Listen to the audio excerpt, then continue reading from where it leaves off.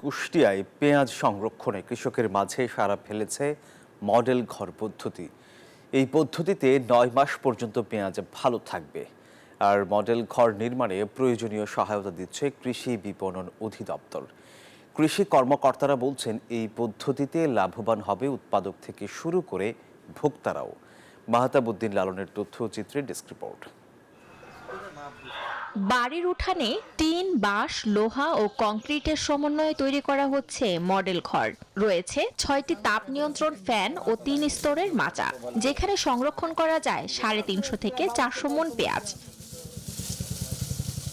কুষ্টিয়ায় প্রতি বছর প্রচুর পরিমাণে পেঁয়াজ উৎপাদন হয়, কিন্তু সংরক্ষণ করতে না পারায় পেঁয়াজ নষ্ট হয়ে যায়। এই সমস্যা দূর করতে পেঁয়াজ সংরক্ষণে নির্মাণ করা হয়েছে মডেল ঘর।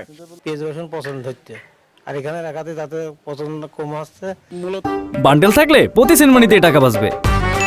বিকাশ সেনমানি বান্ডেল কিনে জিতুন প্রতি লেনদেনে। তো হচ্ছে ঘাটতেছে না, শুকাচ্ছে না, পচতেছে না, মূলত খুব সুন্দর একটা পরিবেশে আছে। বাজারে প্রথম ছিল 700 টাকা, এখন আমরা এই সংরক্ষণ করার কারণে এখন আমরা 2000, 2100 বা 1800 টাকা বেচতে পারছি। এতে আমরা অনেক উপকৃত হয়েছি।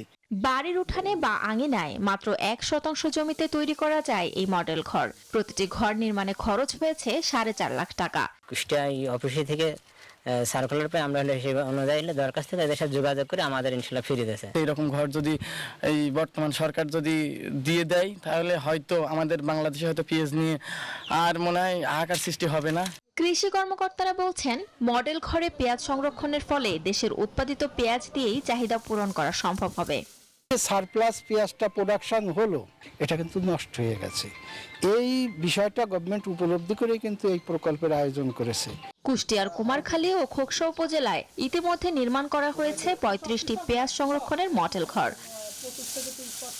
শান্তা ইসলাম, ডেস্ক রিপোর্ট, নিউজ 24।